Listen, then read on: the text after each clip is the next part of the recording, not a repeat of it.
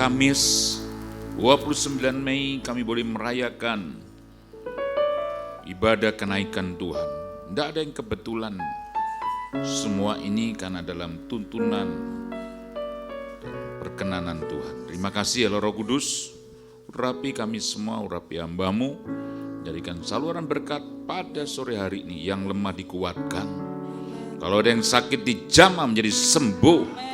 Yang putus asa kembali berpengharapan. Di mana kami menghadapi jalan buntu dalam Tuhan, selalu ada jalan keluar. Terima kasih, berfirmanlah bagi kami pada sore hari dalam nama Yesus. Yang percaya katakan amin. Tepuk tangan bagi Tuhan Yesus. Shalom, puji Tuhan. Nah, Bapak Ibu yang dikasih Tuhan, kita berbicara atau ibadah kita tentang kenaikan Tuhan. Apa sih kenaikan Tuhan? Sebetulnya kenaikan Tuhan itu bukan perpisahan antara umat Tuhan dan Yesus, bukan. Justru lewat kenaikan ini kita sedang menobatkan Yesus itu menjadi raja di atas segala raja. Amin. Gereja harus bisa menangkap bukan sekedar dia Tuhan tapi dia raja. Otoritas raja itu berbeda. Nah, pada sore hari ini kita lihat dulu ayat-ayat firman Tuhan dalam Kisah Rasul pasal 1 ayat 9. Ayo dibaca sama-sama.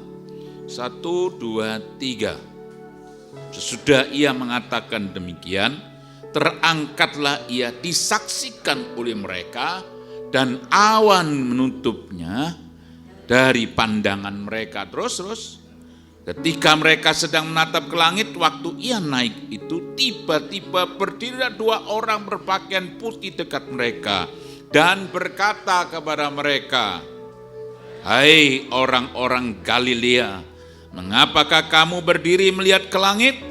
Yesus ini yang terangkat ke surga meninggalkan kamu akan datang kembali dengan cara yang sama seperti kamu melihat dia naik ke surga." Katakan amin.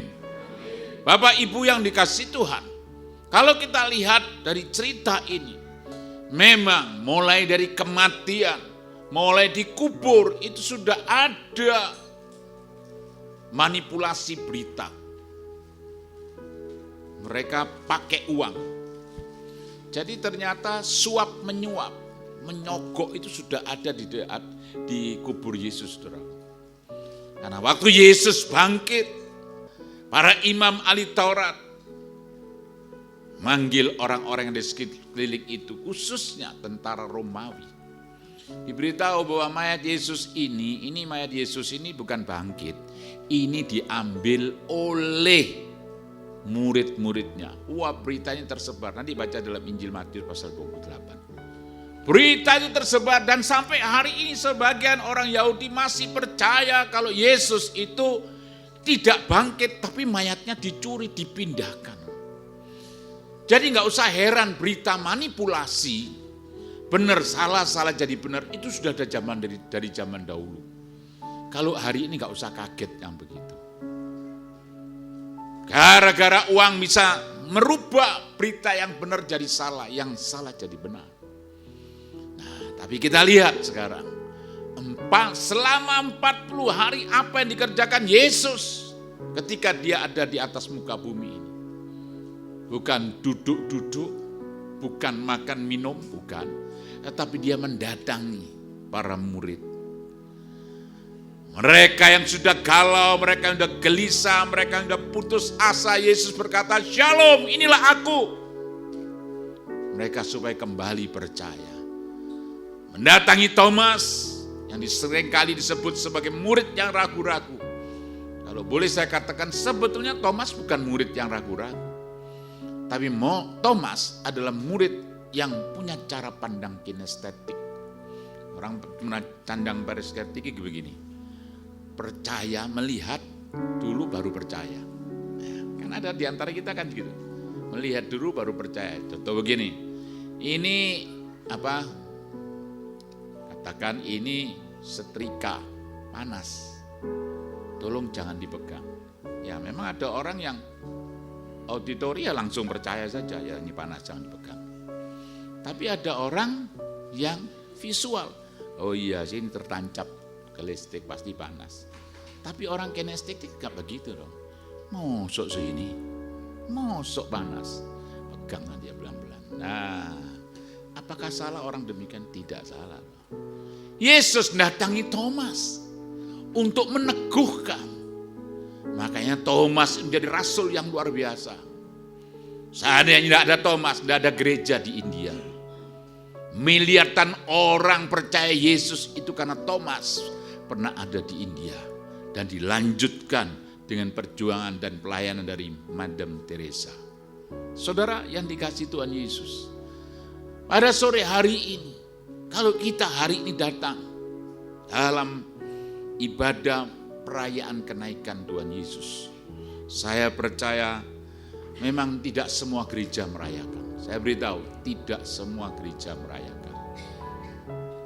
Gereja-gereja di Amerika nggak ada. Bahkan tadi teman saya ini lagi chat. Lagi di mana Pak? Saya lagi ke Blora. Saya tanya, nggak ada ibadah? Nggak ada ya?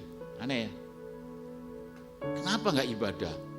Ya nggak apa-apa, cuma jawabnya tidak apa-apa. Anak saya yang tinggal di Singapura nggak ada ibadah. Kita bersyukur di Indonesia, orang ngomong sulit, aniaya, begini dipersulit, begitu dipersulit. Buktinya kita bisa ibadah kok. Makanya Indonesia itu luar biasa. Tepuk tangan bagi Indonesia. Amin. Amin.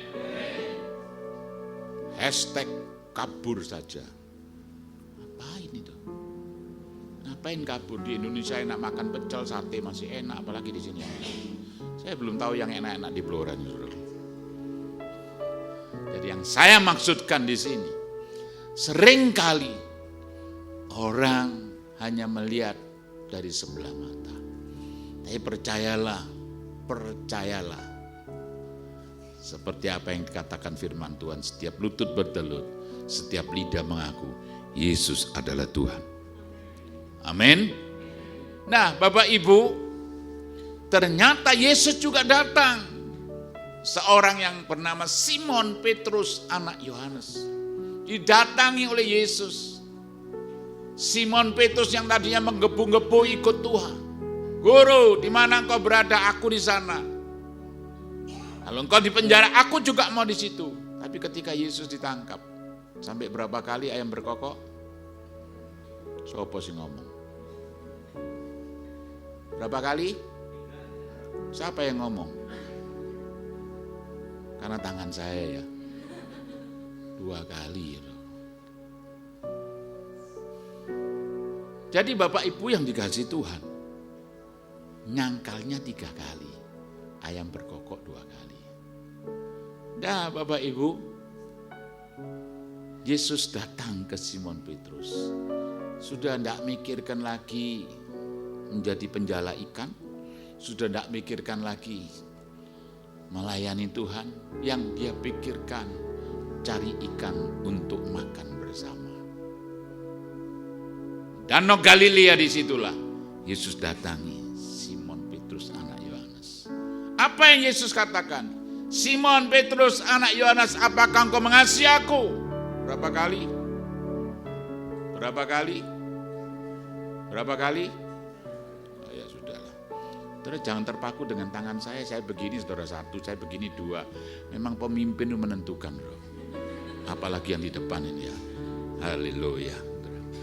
Nah, Bapak Ibu yang dikasihi Tuhan, maksudnya apa? Maksudnya Yesus ngajak kembali untuk melayani. Karena para murid sudah kehilangan pegangannya. Sudah kehilangan yang dimana Yesus yang mereka percaya itu. Selama 40 hari berulang-ulang Yesus datang kepada mereka. Nah disinilah Yesus ingin meneguhkan kita. Pada sore hari, adakah orang yang lagi lemah? Adakah orang yang sedang putus asa? Adakah orang yang hari ini sedang tidak mengerti jalan keluar? Saya beritahu, ada Yesus selalu ada jalan keluar. Ada Yesus selalu ada pertolongan. Yang setuju berikan tepuk tangan bagi Tuhan Yesus. Kenaikan Yesus ke surga bukan cuma disaksikan 2 orang. Kalau saudara gelar perkara, hanya butuh 2 orang, itu lanjut ke persidangan. Ini enggak 2, 500 pasang mata sedang melihat Yesus naik ke surga. Makanya kalau saya ngomong sah, Yesus naik ke surga memang. Karena dia bukan dari dunia ini. Berarti berkat saya dan saudara bukan datang dari kuburan. Berkat saudara dan saya datang dari surga. Tapi kenapa kok masih suka ke kuburan? Habis disuruh papa saya, habis disuruh mama saya. Terus untuk apa ke kuburan? Untuk apa ke makam? Ya barangkali engkong saya bisa ngasih rezeki, saya tambah pinter. Engkongmu SD gak lulus kok. Heran. Kadang-kadang kita salah. Ya. Ayo sih dengan konsep yang benar hari ini. Kita punya Tuhan yang luar biasa. Kita punya Tuhan yang dahsyat. Yang hari ini sedang berjalan bersama dengan kita. Menguatkan kita. Meneguhkan kita. Jangan ada seorang pun yang lemah. Jangan ada seorang putus asa. Dunia kita bukan tambah baik. Saya beritahu, dunia kita bukan tambah baik. Dipandang dari sudut manapun, tambah tidak baik. Tapi dalam Yesus, kita akan tambah baik. Kita akan melihat dunia ini tidak tambah baik. Dengan Tuhan, diri kita bertambah baik. Karena kita menjadi serupa dan segambar dengan Kristus. Tepuk tangan bagi dia, haleluya. Nah Bapak Ibu yang dikasih Tuhan, ini data. Ini hanya sekedar data. Lihat data ini. Bayangkan negara Australia, Kanada,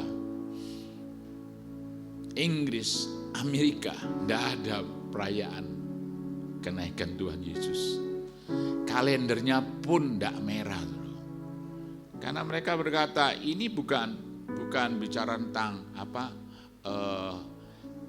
holiday federal, tidak. Terserah gereja. Jadi tidak ada. Tapi bersyukur loh di Indonesia. Diganti lagi sudah. Kenaikan Yesus Kristus. Wow, keren sekali. Apa bedanya? Tadinya kan kenaikan Isa Al-Masih loh. Betul enggak? Sekarang kenaikan Yesus Kristus itu meneguhkan.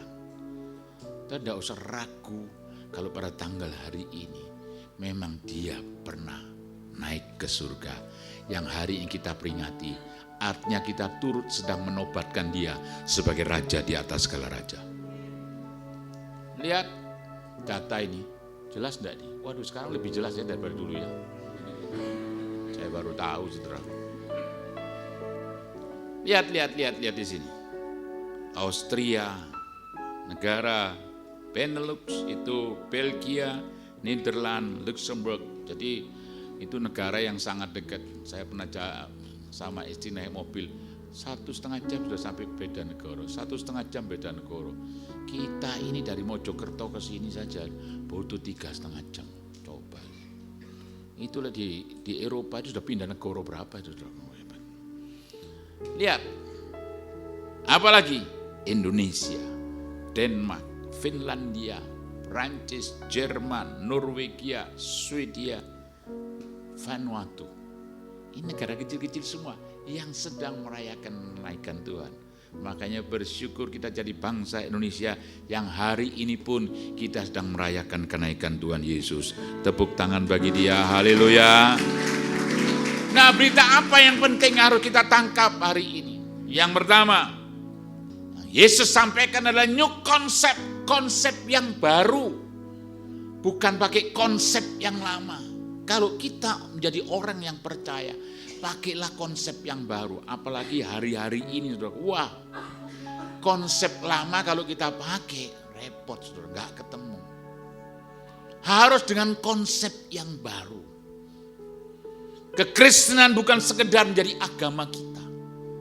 Tapi biarlah kalau kita mengerti, Yesus tidak pernah mendirikan agama datang ke dunia ini.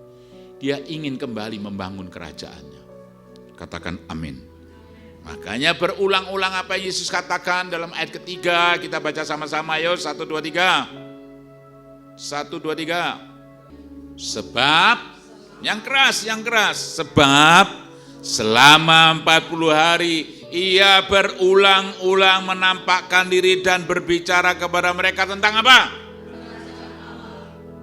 Bukan bicara tentang agama. Kerajaan Allah. Kerajaan Allah dan surga sama atau tidak? Woi, ini ada orangnya enggak ya? Kerajaan Allah sama surga sama atau enggak? Kerajaan Allah dan surga sama enggak? Siapa yang ngomong sama angkat tangan? Sama saya angkat tangannya. Siapa yang ngomong enggak sama angkat tangan? Sing bingung akeh saudaraku, aduh. Ampuni Tuhan Yesus. Kerajaan Allah dan surga tidak sama. Bicara tentang kerajaan Allah ini bukan bicara surga. Nah, gereja bicara surga terus, naik terus. Sampai gak ngerti lagi kisik bumi itu. Besok masih ditagih utang. Karena mensurga terus. Makanya kalau mensurga terus gak pernah membumi. Sudah bingung, gak tahu orang-orang di sekeliling kita ini apa yang sedang mereka lakukan. Kalau surga itu tempat di mana Allah ada dan tinggal, itu surga. Dan nanti kita ke sana. Saudara mau? Yang mau angkat tangan. Kapan? Sekarang? Ayo sekarang. Kalau sing gelem saudaraku. Nanti Pak, jangan dulu Pak. Jangan dulu. Biar yang tua-tua dulu. Siapa sih ngomong? Tak beritahu. Surga itu bukan tiketnya tua, tiketnya muda, tiketnya orang sakit, tiketnya orang sehat, bukan. Kalau sudah namanya wayahe, bablas saudara. Saya baru telepon dengan anak rohani saya itu hari apa ya? Lupa saya itu. Minggu tanggal pokoknya saya itu ada di Palangkaraya, sorry. Ya, telepon namanya Bu Tutut. Tolong ini kerja ada proyek. Ya Om, saya Senin mau ketemu sama Om dan Tante, nanti sama istri saya. Ya nggak apa-apa Senin, tapi saya ini lagi berjalan ke Palangkaraya. Itu tepatnya jam 11 lebih 5 menit lah berapa. Jam 3 mati loh. Jam 3 loh dipanggil Tuhan. Kok enak ya? Terus mau pilih yang enak begitu atau yang kejat-kejat dulu atau yang koma sampai 2 tahun, 3 tahun, 4 tahun itu. Makanya saya beritahu, surga dan kerajaan Allah itu tidak sama. Amin. Amin. Sekali lagi, surga adalah tempat di mana Allah ada dan tinggal. Nanti kita ke sana. Makanya Yesus kembali ke surga. Alkitab berkata, Yohanes pasal 14, janganlah kau gelisah, aku pergi ke rumah Bapa menyediakan tempat bagimu. Rumahnya belum selesai, makanya belum dipanggil. Mau cepat selesai, angkat tangan. Enggak, nasi gelem dong.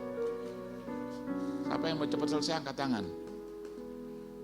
Nah, tadi rumahnya saudara Putut itu selesai dipanggil. Ya Pak, berangkat.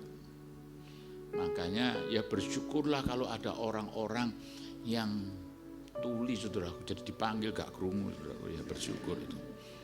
Tapi saya ingin sampaikan hari ini, yang disampaikan Yesus berulang-ulang itu bukan tentang surga, tapi tentang apa di sini? Baca sekali lagi, tentang apa? Kerajaan Allah. Pernah ingat doa Tuhan Yesus di dalam Matius pasal ke-6? Ketika Yesus berdoa, apa yang Yesus katakan? Datanglah kerajaanmu di bumi seperti di surga, jadilah kehendakmu. Kenapa kok kerajaan Allah disuruh di bumi? Bicara kerajaan Allah itu bicara pemerintahan Allah. Nah ini loh, ada banyak gereja bicara kerajaan Allah, tapi tidak mengerti kerajaan Allah. Makanya perlu Pak Franky lagi seminggu lagi di sini. Bila perlu 2 bulan. Sudah jelas. Itu tanggal berapa itu? Tanggal 6 ya, mulai tanggal 6 sampai tanggal 12. Sampai beliau mau itu saya juga heran. minta sendiri lagi. Memang saking cintai sama Blora. Enggak ada cinta, aku sate nih, kira-kira begitu. Saya enggak tahu loh, saya enggak tahu yang tanya beliau. Soalnya tadi saya kesini mau kemana nih, ke Blora. Makan sate jangan lupa, gitu kan aku nanti tak tunjukin. Ya. Lu bener itu. Jadi yang saya maksudkan di sini, saudara, kerajaan Allah ini beda dengan surga. Selama 40 hari yang diulang-ulang oleh Yesus berita tentang kerajaan surga. Kerajaan Allah. Bukan berita surganya. Tapi kerajaan Allah ini bicara tentang pemerintahan Allah di bumi ini. Makanya konsep yang baru ini harus ditangkap. Kita bersyukur ada di Roh. Saya katakan bersyukur. 2003, 2004 ketika saya ngajukan tesis, berita saya itu tentang 5 jawatan roh. Pokok bahasanya tentang kerajaan Allah. Kok pas 2004 kita baru sepakat menetapkan kalau kita adalah gereja Bethel Indonesia Rock Ministry. Tidak kebetulan. Jadi nyambung begitu loh. Karena ada banyak gereja beritanya kerajaan Allah, beritanya. Tapi ternyata caranya bukan kerajaan Allah. Bedanya di mana ini bedanya? Supaya jelas. Yang kiri itu digeser ke kanan. Seharusnya itu. Bicara Injil kerajaan Allah yang merah itu harus ada. Makanya kalau yang merah itu ada, bukan lagi agamawi, tapi bicara hal yang rohani. Bukan lagi dengan simbol-simbol, tidak perlu simbol. Value lebih penting. Kita bersyukur tidak ada simbol-simbol yang dipasang ya. Tidak ada simbol. Biasanya gereja itu simbolnya wis akeh-akehnya loh. Depan simbol. Baik rumah kita kan simbol-simbol semua toh. Amin. Kalau ditanya kenapa kok pasang salib? Ya Pak, supaya setan tidak masuk. Tak beritahu ya, setan tidak masuk lewat pintu, bobol genteng saya kira. Aneh. Bahkan saya ini loh, pernah didatangi seorang ibu sudah almarhum. Pak Beng, doakan. Saya pikir dia yang minta didoakan. Minta didoakan salib loh. Terus saya tanya, untuk apa namanya jiwa? Untuk apa jiwa? Enggak, saya mau pasang di rumah. Karena di rumah saya itu katanya ada banyak setan. Dan terus salibnya gopo. Supaya setan takut ini. Salahnya terlalu banyak nonton film Dracula yang begini ini saudara. Jadi yang ingin saya sampaikan. Beda yang hitam itu simbol. Kalau kerajaan Allah itu konsepnya yang baru ini apa? Nilai kehidupan, value. Sekalipun tidak ada simbol. Tapi nilai kebenaran ada. Katakan amin. Karena kerajaan Allah bukan bicara makanan dan minuman. Tapi kerajaan Allah bicara kebenaran. Damai sejahtera. Sukacita yang dikerjakan oleh karena Roh Kudus. Kerajaan Allah bukan bicara perkataan. Tapi kuasa. Makanya setiap anak Tuhan yang ada dan hidup dalam konsep kerajaan. Hati-hati. Karena engkau punya kuasa lewat omonganmu. What you say, what you get. Apa yang kau katakan itu akan kau tuai. Makanya jangan sembarangan. Kepreset-preset terus itu repot saudara. Nah, Bapak Ibu, kalau dalam konsep yang baru ini apa sih sebetulnya new konsepnya? Pemimpin bukan bos. Pemimpin jadi bapak. Makanya di gereja itu harus menemukan bapak rohani. Bukan bos rohani. Haleluya. Wah memang masih terlalu banyak yang diajar. Saya cepat nanti nggak keburu waktunya. Kalau di Mojokerto langsung bunyi titit. Wah di sini belum bunyi gitu loh. Nanti ya pakai sirine lah nging gitu. Baik.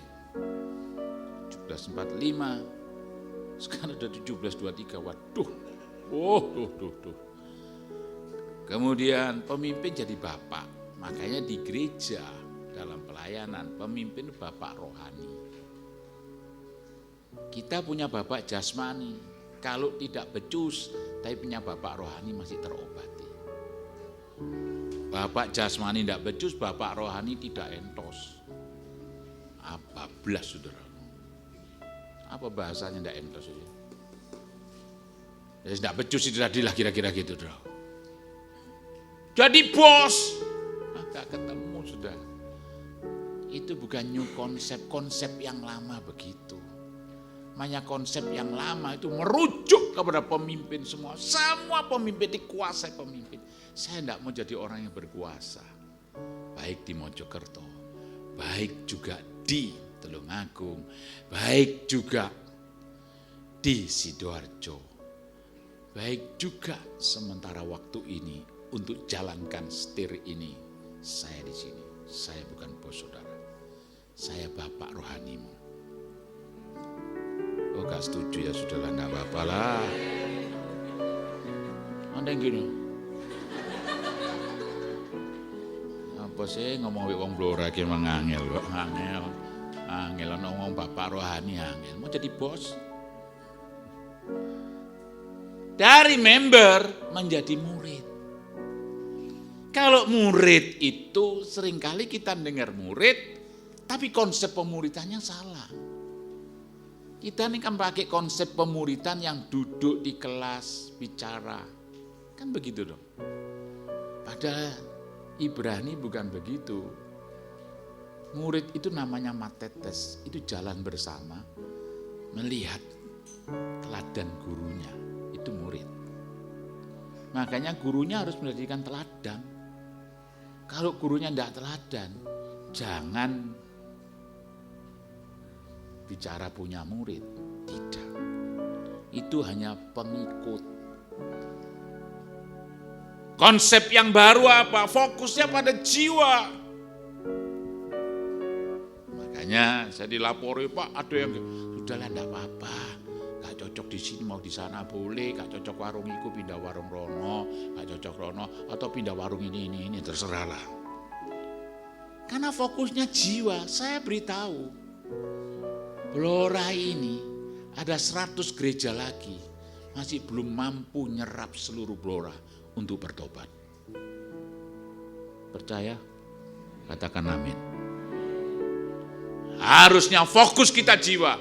Kalau satu jiwa punya fokus satu jiwa, percaya saya datang lagi terjadi pelipat gandaan. Tepuk tangan bagi Tuhan Yesus. Kalau tadinya konsep yang lama itu segregasi, menyendiri itu. Sekarang konsep yang baru itu penetrasi, masuk. Makanya di mall, gereja kami yang ada di Sidoarjo itu di mall. Dicepit-cepitnya saudaraku, ya sudah enggak apa-apa, pokoknya jalan di sana. Dulunya kita punya ruko. Kita punya ruko 3 di Tulungagung juga. Akhirnya tidak boleh dilanjutkan, diambil pemerintah. Sudah enggak apa-apa, saya ngomong teman-teman, enggak usah takut. Karena fokusnya jiwa bukan gedung kok. Ayo cari lagi. Bukan enggak beli, sudah beli 3 ruko itu yang di Tulungagung. Dulu di Sidoarjo itu kalau enggak salah 2 ruko. Geser. Saya ngomong sama teman, enggak usah putus asa. Kenapa? Saya ngomong, kalau orang punya new konsep, kita enggak punya milik. Miliknya itu bapak kita, miliknya raja kita. Kita diberi hak pengelolaan, katakan amin. Hanya dibatasi pengelolaan. Makanya sehingga kita tidak jadi sombong, tidak jadi tinggi hati. Orang yang punya milik itu kan jadi sombong, betul enggak? Tukang parkir di depan, karena tidak punya milik, sekalipun dititipi mobil Rolls Royce, ya gak iso sombong karena bukan punya dia, betul enggak? Kalaupun dititipi 20 mobil, bisa sombong? Gak bisa sombong, karena enggak punya milik. Makanya new konsep, karena kita enggak punya milik, orang percaya tidak bisa sombong. Amin. Apanya disombongkan? Apanya mau dibuat unjuk gigi? Orang lahirnya enggak ngok gigi. Siapa yang lahir Mbak Gigi angkat tangan? Dilaporkan dunia dong. Wah ini bawat. Siapa yang lahir Mbak Gigi? Makanya kita enggak perlu unjuk gigi. Amin. Tahu ya unjuk gigi ya? Sombong. Nah, yang di bawah itu bicara penetrasi. Makanya ada gereja-gereja di mall di Jakarta. Kemarin Kamis di Jakarta, saya di Jakarta sama istri. Pagi, sore balik. Nah, itu satu lantai disewa loh. Wah, saya katakan keren ya kalau kita punya satu lantai ini. Bisa dibuat kantor ini, kantor ini, kantor ini. Menyatu. Memang gereja itu mestinya begitu loh. Makanya Bapak Ibu yang dikasih Tuhan, birokrasi ditinggalkan jadi fasilitator. Stewardship itu artinya pengelolaan.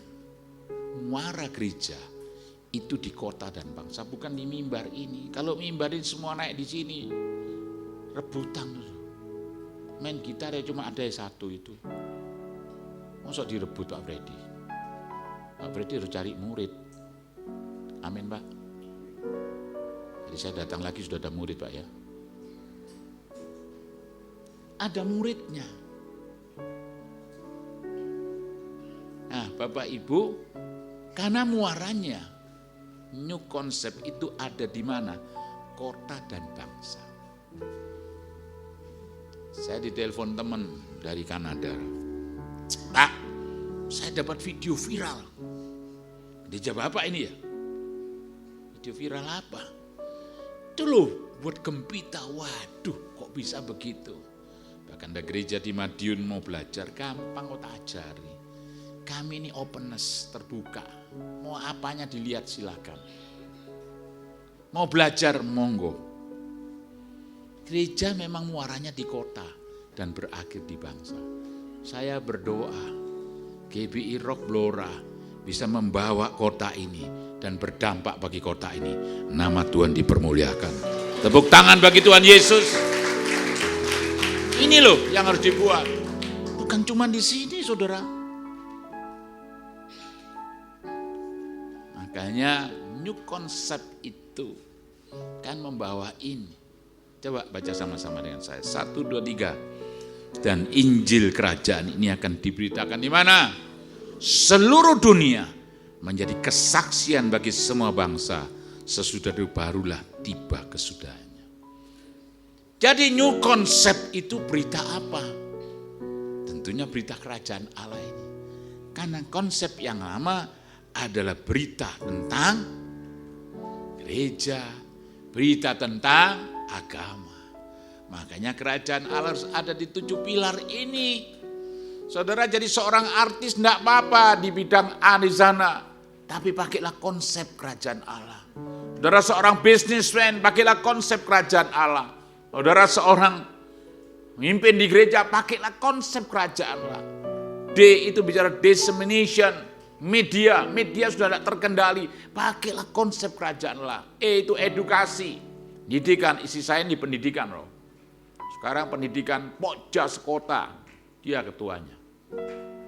Jadi, waduh, ya tapi ya memang itulah passionnya, ya sudah. F family, kerajaan Allah harus mulai dari keluarga kita.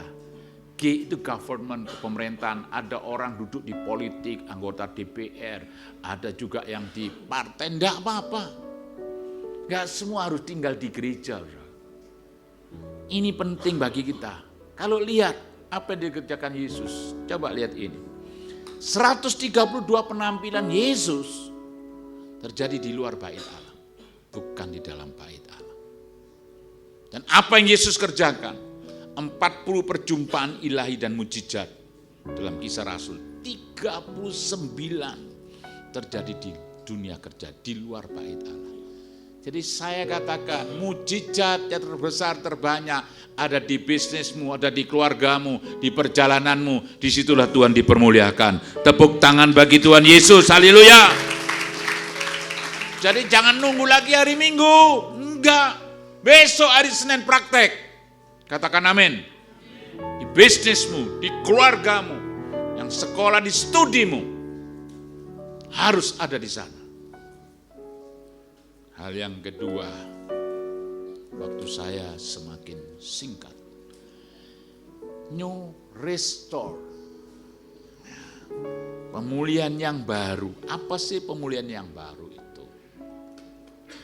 Kita lihat di Kisah Rasul 1 ayat ke-8. Kita baca sama-sama. 1, 2, 3. Tetapi kamu akan menerima kuasa kalau Roh Kudus turun ke atas kamu. Dan kamu akan menjadi saksiku. Yerusalem, Yudea, dan Samaria sampai ke ujung bumi. Di Kisah Rasul pasal 1 itu Roh Kudus belum turun. Jadi jangan salah. Karena firman ini berkata, kamu akan. Akan itu sudah ada belum? Disuruh apa di sana? Akan apa? Menjadi saksi. Bersaksi dan menjadi saksi itu berbeda. Kalau bersaksi mengucapkan, mengatakan Yesus Tuhan. Tapi menjadi saksi itu bicara hidup ini loh yang bicara. Tuhan mau hidup kita itu bicara. Katakan amin. Tuhan mau. Makanya nanti ditambahkan Roh Kudus turun di sana. Menguatkan, meneguhkan. Karena Roh Kudus bukan didominasi oleh beberapa orang. Dalam Kisah Rasul pasal kedua ini. Aku akan mencurahkan Rohku ke atas semua manusia. Ayat 18 berkata, juga ke atas hamba-hambaku laki-laki dan perempuan akan kucurahkan Rohku. Jadi hari-hari ini Roh Kudus dicurahkan kepada semua orang. Nanti pada minggu kedua Pak Franky di sini, pas pencurahan Roh Kudus, saya harap tidak ada yang meninggalkan bangku gereja dan tidak meninggalkan kota Blora. Ancaman untuk saudara. Benar dong, itu minggu kedua kalau tidak salah, betul ya? Ya, Pak Franky di sini. Dia akan nyambung dengan apa yang saya sampaikan ini. Supaya semua penuh dengan Roh Kudus. Kalau Roh Kudus penuh atas hidupmu, sudah diubahkan. Saudara diubahkan, mengubah kota ini. Tuhan dipermuliakan. Tepuk tangan bagi Tuhan Yesus. Makanya menjadi saksi itu di mana, Pak? Ini. Kalau kita menjadi saksi, itu yang paling dasar adalah di keluarga, family. Bagaimana seorang suami, bagaimana seorang istri, bagaimana anak dengan orang tua hubungannya baik, atau orang tua dengan anaknya gimana, ya, atau mertua dengan menantu gimana. Satu kali saya diundang untuk jadi salah satu pembicara. Judulnya ini aneh. Mertua versus menantu. Yopo judulnya ini katanya. Terus saya tanya istri saya, gimana yang dilayani enggak sini? Ya dilayani toh. Judulnya itu mertua lawan menantu. Malah istri saya ngomong gini, lah kamu pernah melawan enggak? Enggak tahu. Ya memang saya enggak pernah. Mama saya kita tinggal dengan dua mama. Mama istri saya, mama saya. Tidak ada menaribut, tidak ada. Tidak ada. Ada orang itu sambat, bukan sambat baik tetangganya, sambat baik mantu nih, bukan di sini tidak ada. Amin. Mantuku kok ngini, mantuku. Mantu ini juga sambat, mertuaku kok ngini, sudah 99,9, kapan apa titik, katanya ngawur ya saudaraku. Jadi maksud saya itu begini, saya itu mau melayani kalau saya hidup di dalamnya. Kalau saya tidak menghidupi, ngapain saya korban tentang menantu versus mertua, tidak perlu. Jadi yang saya khotbahkan ini sudah saya alami, saya khotbahkan. Itu powerful. Karena banyak pengkhotbah itu hanya knowledge, pengetahuan. Kalau sekarang bicara pengetahuan, saudara buka apa sih? Google mau ngatur khotbah, buka ChatGPT bisa, apa yang terakhir dari Cina, DeepSeek itu bisa, langsung diaturkan khotbahnya. Bisa. Tapi ngalami enggak? Kalau enggak ngalami, khotbahnya dilemparnya sebagai pengetahuan. Tapi kalau ngalami, khotbah disampaikan, itu jadi impartasi, mengubahkan kita semua. Tepuk tangan bagi Tuhan Yesus. Saya dengan keluarga belum sempurna. Saya bisa cek istri saya, bisa cek anak-anak saya. Makanya lompatannya yang paling atas itu gereja. Kenapa kok atas sendiri gereja? Karena ada orang kalau di gereja itu sebagai suami, kayak malaikat, tenang. Kalau di gereja, makanya ditaruh di atas, kayak malaikat. Kalau di rumah,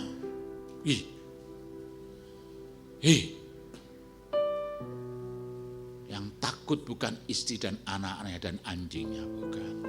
Yang takut tikus, kecoa, takut kabeh saudaraku. Karena sudah melototin, yaduh. Tapi kalau di gereja shalom, shalom, pendeta shalom, shalom, shalom ae. Gundulmu. Kadangkala di gereja dan di rumah tidak sama paturnya, saudara. Kita bisa tanya lah, bagaimana saya di gereja, bagaimana saya di rumah. Makanya kenapa ditulis di atas sendiri gereja, karena di bawah family keluarga. Karena seringkali maaf ya, mimbar ini hanya sandiwara. Shalom, shalom, shalom, shalom, mae. Gimana suami, istri, anak-anakmu? Bapak Ibu, penting sekali bagi kita. Makanya saya ingin sampaikan hari ini, ayo sih kita yang tempat ini bicara tentang New Restore ini, betul-betul kita mengalami Tuhan.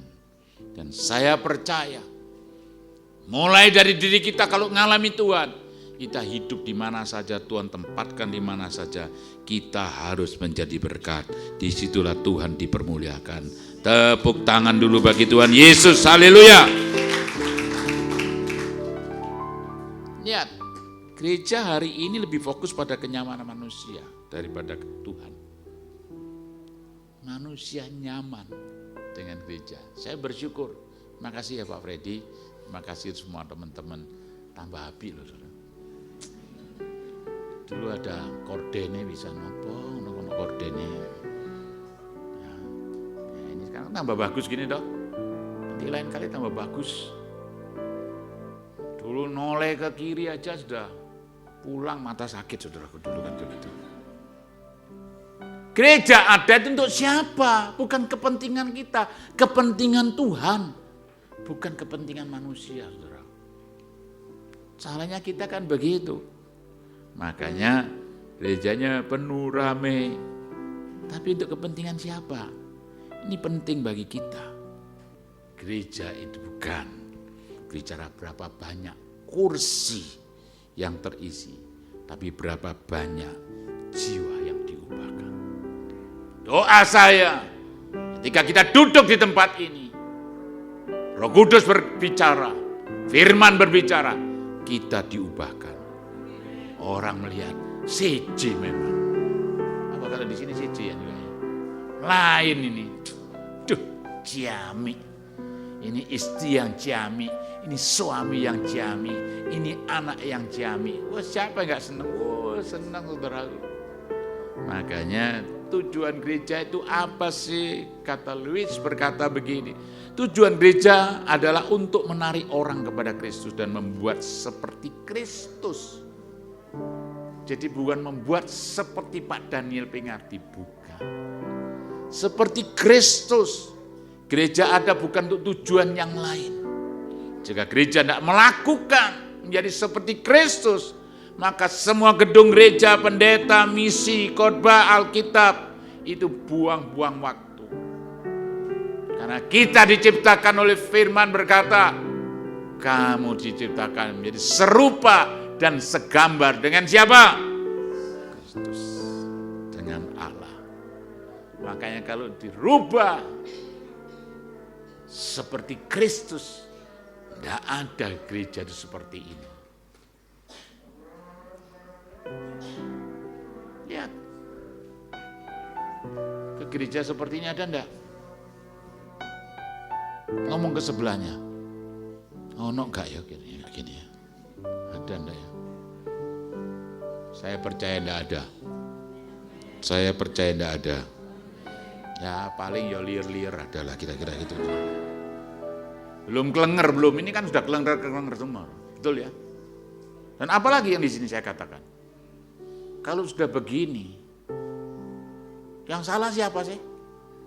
Saya tanya, siapa yang salah? Sopo sing salah? Sing salah sing khotbah. Khotbah gak enak. Lokal meneh. Ojo terus-terusan introkal, larang. Apalagi kalau internasional tambah larang. Amin. Kok gak ngomong amin ya? Heran aku.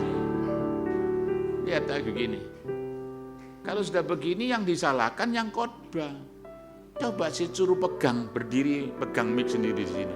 Nah gini. Bapak Ibu, ayo sih kita semua bertumbuh berkembang di tempat ini. Semua bergerak, tidak ada seorang pun yang pasif. Semua proaktif mendukung program gereja. 1 orang 1 jiwa tahun ini kita bawa kepada Tuhan. Nama Tuhan dipermuliakan. Gereja bukan hanya sekedar kegiatan seperti yang dikatakan Billy Graham. Jika saat ini Roh Kudus diangkat dari dunia, maka 90% kegiatan gereja akan tetap berlangsung kok, masih berlangsung. Tapi ingat, tidak ada kuasanya, tidak ada otoritasnya, tidak ada bedanya seperti arisan, tidak ada bedanya seperti kumpulan PKK, tidak ada bedanya. Tidak ada bedanya seperti komunitas-komunitas yang ada, moge entah apa, tidak ada bedanya. Ya hanya kegiatan. Gereja bukan kegiatan, tapi gereja itu adalah alat Tuhan untuk mencapai jiwa-jiwa, dirubah menjadi serupa dan segambar dengan Kristus. Katakan amin. Yang terakhir, ini yang terakhir, new faith and hope. Kenapa kok iman dan pengharapan? Karena iman dan pengharapan para murid itu sudah salah. Karena seringkali iman dan pengharapan kita ini salah. Ya karena konsep yang mengajar dari kita salah. Seharusnya kan ini. Ayo dilihat di sini Kolose pasal ke-3. Baca sama-sama dengan saya yuk. Sampai ayat ke-3 saja. 1, 2, 3. Karena itu kalau kamu dibangkitkan bersama dengan Kristus, carilah perkara yang di atas di mana Kristus ada dan duduk di sebelah kanan Allah. Terus pikirkanlah perkara yang di atas, bukan yang di bumi. Terus sebab kamu telah mati, hidupmu telah tersembunyi bersama Kristus di dalam Allah. Ini loh. Makanya seringkali pengertian iman kita ini salah, saudara. Loh kalau gitu enggak boleh kaya, boleh. Oh kalau gitu enggak boleh punya harta, boleh. Tapi saya beritahu itu bukan tujuan Tuhan, katakan amin. Itu tujuan kita. Berapa banyak orang jadi kecewa. Ya katanya kesaksian di sana, itu ya setelah ikut Tuhan Yesus, oh tahu enggak, mobil 1 jadi 2. Rumah 1 jadi 2. Lihat, bisnisnya 1 jadi 2, motor 2 jadi 4. Ikut Tuhan Yesus itu diberkati Tuhan. Amin. Amin. Tidak salah.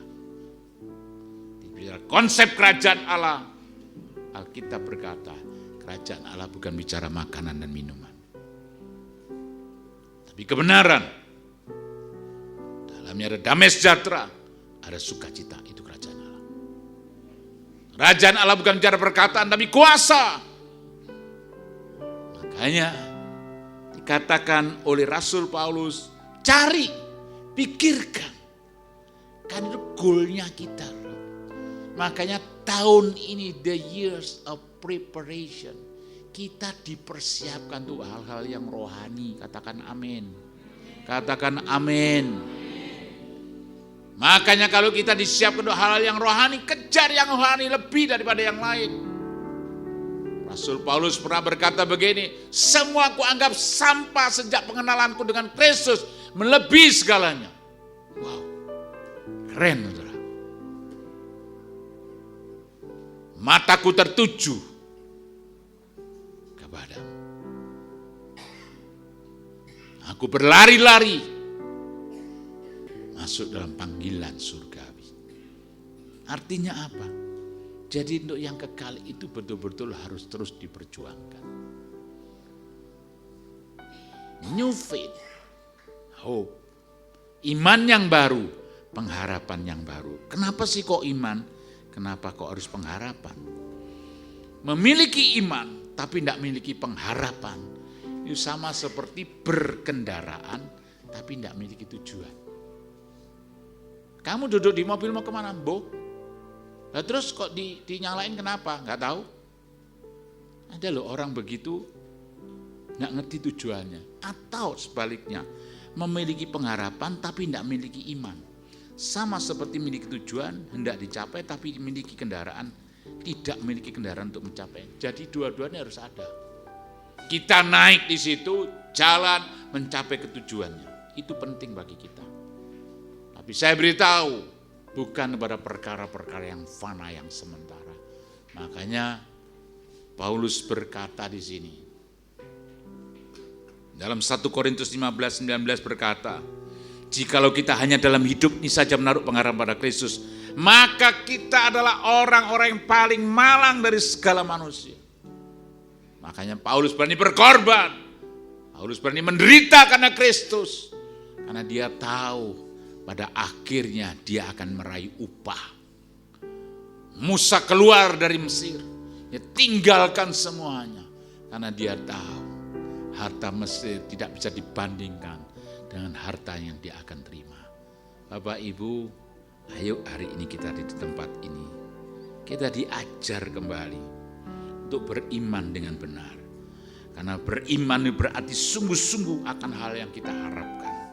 Berarti mempunyai kepastian akan hal-hal yang tidak ternilai harganya, yang mahal harganya. Jangan yang remeh-temeh loh, aduh, ribut, gegeran. Saya pernah melayani gereja ya. Gereja nih, begitu saya masuk, semua diambil. Ambil saja, enggak apa-apa. Salah satu pengurus gereja, Pak, itu kita yang beli. Ya sudahlah, kasihkan sana juga pelayanan, biar lagi kita beli lagi. Kita lihat, ngapain ribut dengan yang fana, yang sementara. Ributlah urusan yang kekal. Katakan amin. Ibadah ini kekal. Alkitab berkata, ibadah itu mengandung janji, baik waktu sekarang dan waktu yang akan datang. Kalau engkau ibadah dengan sungguh-sungguh, ini urusannya kekal. Tapi ada banyak orang tidak mau sungguh-sungguh ibadah. Asal-asalan, aras-arasan. Tapi saya lihat ini semua punya semangat. Amin. Amin. Coba noleh kiri kanan, punya semangat enggak kamu? Wow, semangat kabeh ya. Haleluya, haleluya. Haleluya. Amin. Semua semangat. Jangan cuma amin, saudaraku. Harus ini. Kalau orang semangat, datang ibadah, pulang semangat, orang tanya, dari mana kamu? Dari GBI Rock. Siapa sing khotbah? Wah, Jami. Sudah tidak usah ngomong sopo. Jami, dikuatkan. Dari mana kamu? Rejo. Apa kok ngono? Bos sing khotbah. Ngono-ngono ae. Nah terus kok sedih? Ya, ditarik persembahan 2 kali lagi. Loh, coba saudaraku. Ada orang Kristen begitu. Siapa yang mau ikut Tuhan Yesus kalau begini? Ngelihat saudara sudah enak. Lihat saudara sudah enak. Tapi kalau lihat yang semangat ini, dari mana? Ikut Tuhan Yesus. Dari mana? Gereja. Wow, luar biasa firman-Nya. Saya dijamah. Saya tadi sakit, saya sembuh hari ini. Karena Tuhan sudah sembuhkan. Itu loh iman kepada Tuhan kita. Katakan amin. Saya tutup dengan sebuah quotes di sini. Ayo dibaca sama-sama. 1, 2, 3.